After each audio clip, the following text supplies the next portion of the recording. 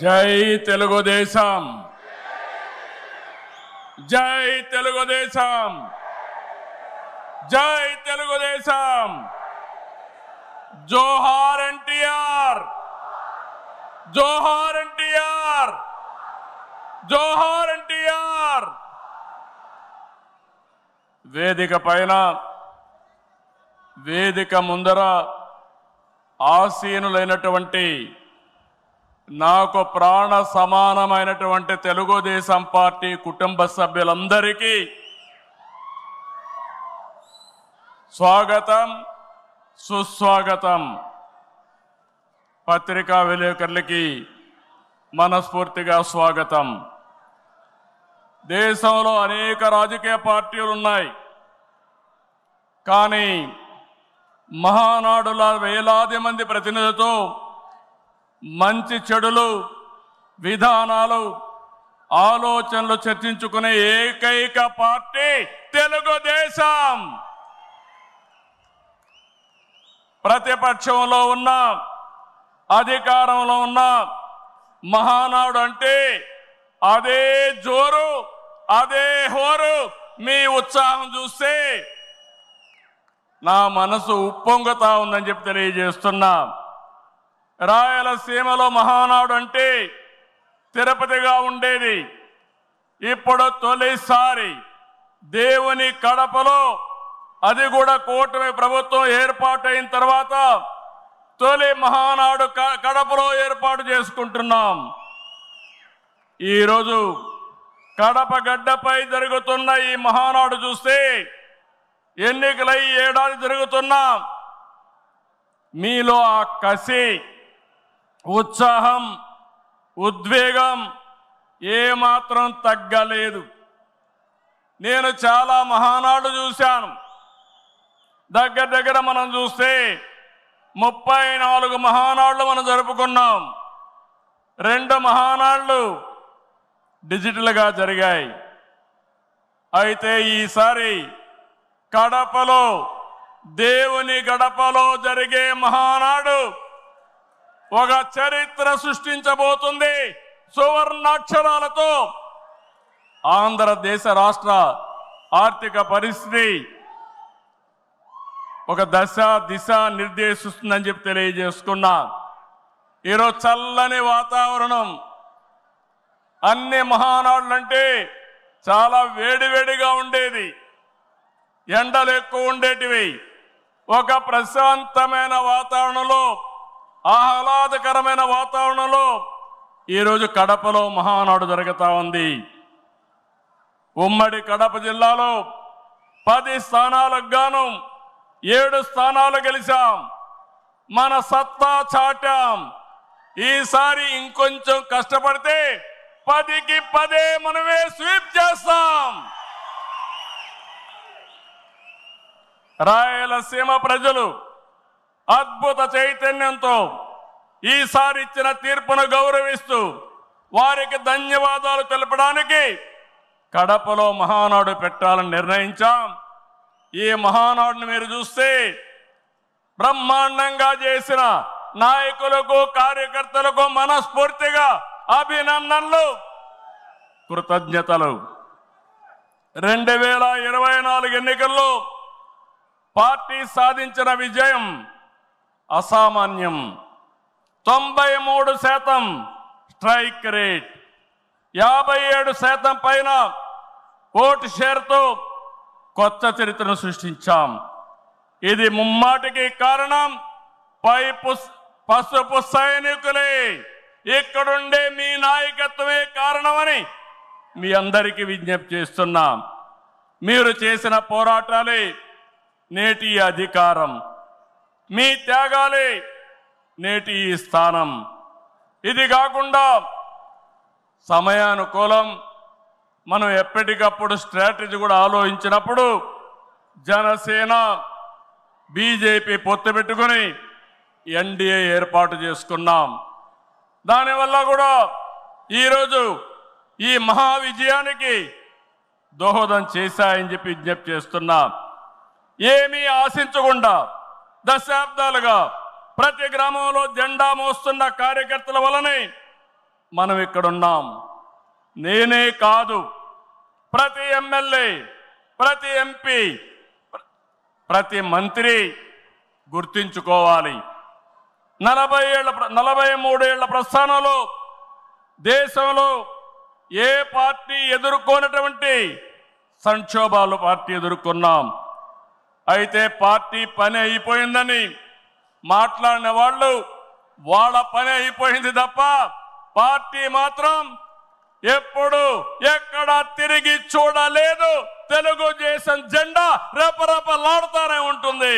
ఎన్టీఆర్ చైతన్య రథం నేను చేసిన వస్తున్న మీకోసం పాదయాత్ర, ఎన్నికల ముందు లోకేష్ చేసిన యువగళం వరకు కార్యకర్తల్లో అదే పోరాట స్ఫూర్తి. పాలనంటే హత్య రాజకీయాలు, కక్ష సాధింపులు, వేధింపులు, తప్పుడు కేసులని మార్చేశారు గత ప్రభుత్వం. విధ్వంస పాలనతో రాష్ట్రాన్ని సర్వనాశనం చేశారు. దీన్ని ప్రశ్నించిన తెలుగుదేశం కార్యకర్తల్ని, నాయకుల్ని ప్రాణాలు తీశారు, వేటాడారు, వెంటాడారు, అక్రమ కేసులు పెట్టి అరెస్టులు చేశారు. కానీ ఒక్క వ్యక్తి కూడా ఎత్తిన జెండా దించకుండా పోరాటం చేసిన మిమ్మల్ని మనస్ఫూర్తిగా అభినందిస్తున్నా. ప్రశ్నించే వారి గొంతు నొక్కడానికి గ్రామస్థాయి నేతల గొంతులు కోశారు. మన పసుపు సింహం, మన చంద్రయ్య పీకగోస్తుంటే కూడా జై తెలుగుదేశం అని ప్రాణం వదిలిపెట్టాడు. అది మనందరికీ స్ఫూర్తి. ఆ స్ఫూర్తే ఈ పార్టీని నడిపిస్తుందని చెప్పి కూడా నేను మీకు తెలియజేస్తున్నా. ఇది ఒక్క ఉదాహరణ మాత్రమే. ఇలాంటి చాలా మంది కార్యకర్తలు ప్రాణ త్యాగాలు చేశారు. ఆశయ సాధన కోసం రాజీ లేని పోరాటాలు చేశారు. వారి స్ఫూర్తి తెలుగుదేశంలో శాశ్వతంగా ఉంటుందని చెప్పి కూడా నేను మీకు తెలియజేస్తున్నా. ఎత్తిన జెండా దించని కార్యకర్తల పోరాటాలు, త్యాగాల వల్లనే కూటమి ప్రభుత్వం అధికారంలోకి వచ్చింది. మీ త్యాగాలకు మహానాడు వేదికగా శిరస్సు వంచి మీకు పాదాభివందనం చేస్తున్నాను. ఇక్కడుండే కార్యకర్తలే కాకుండా రాష్ట్రం మొత్తం కూడా ఇదే పోరాటం చేశారు. మీ త్యాగాలు వృధా కానివ్వం. కార్యకర్తల కష్టానికి గౌరవం, గుర్తింపు ఇస్తాం, సంక్షేమం చూపిస్తాం. ఈ రాష్ట్రాన్ని దశ దిశ మార్చే కార్యక్రమాలకు శ్రీకారం చుడతాం. దేశంలో అనేక పార్టీలు ఉన్నాయి, కానీ ప్రజల జీవితాల్లో ఇంతగా ప్రభావితం చేసిన ఏకైక పార్టీ ఉందంటే అది ఒకే ఒక పార్టీ, తెలుగుదేశం పార్టీ. తెలుగు జాతి సంక్షేమం, అభివృద్ధి మాత్రమే అజెండాగా 43 ఏళ్ల టీడీపీ ప్రస్థానం సాగుతుంది. అటు తెలంగాణ నుంచి ఇటు ఉత్తరాంధ్ర వరకు అభివృద్ధి అంటే తెలుగుదేశం పార్టీ ఆవిర్భావానికి ముందు తర్వాతను చూడాల్సిన అవసరం ఉంది. ఇది చరిత్ర చెప్పిన వాస్తవం. సంక్షేమం, సంస్కరణలు, అభివృద్ధి, ప్రతిదానికి టీడీపీనే ఒక ట్రెండ్ సెట్టర్. టీడీపీ పాలనే ఒక బ్రాండ్ అంబాసిడర్. ఒకసారి చరిత్ర మనం చూస్తే పటేల్ పట్వారీ వ్యవస్థ రద్దు నుంచి ఆడబిడ్డల ఆస్తి హక్కు వరకు, బాలికా విద్యకు ప్రోత్సాహం నుంచి ప్రత్యేక మహిళా యూనివర్సిటీ వరకు, లోటు కరెంటు నుంచి మిగులు విద్యుత్ వరకు, 2 రూపాయల కిలో బియ్యం నుంచి పక్కా ఇళ్ల వరకు, 30 రూపాయల పింఛన్ నుంచి 4,000 రూపాయలు పింఛన్ వరకు, వంట కష్టాలను దీపం పథకం తప్పించడం నుంచి డాక్రా సంఘాల సాధికారం వరకు, నిరుద్యోగ పరిస్థితుల నుంచి ఐటీ ఉద్యోగాలతో విదేశాలలో సత్తా సాటే వరకు రాయలసీమ రైతన్నులు సాగునీటి కోసం తల్లడిల్లే పరిస్థితి నుంచి డ్రిప్ సబ్సిడీలతో సిరులు పండించే వరకు బడుగు బలహీన వర్గాలకు అధికారం చూపిన తొలి పార్టీ తెలుగుదేశం పార్టీ.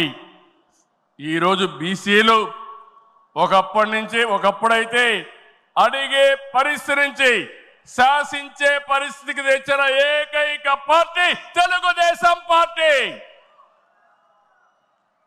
ఇలా ఒకటని కాదు, ఒక వర్గం అని కాదు, ఒక ప్రాంతం అని కాదు, ఏ అంశమైనా పసుపు జెండా పుట్టక ముందు పుట్టిన తర్వాత అని గీత చెప్పే పరిస్థితి వచ్చిందంటే అది మీ అందరి యొక్క త్యాగాల ఫలితమేనని చెప్పి నేను మీకు తెలియజేస్తున్నా.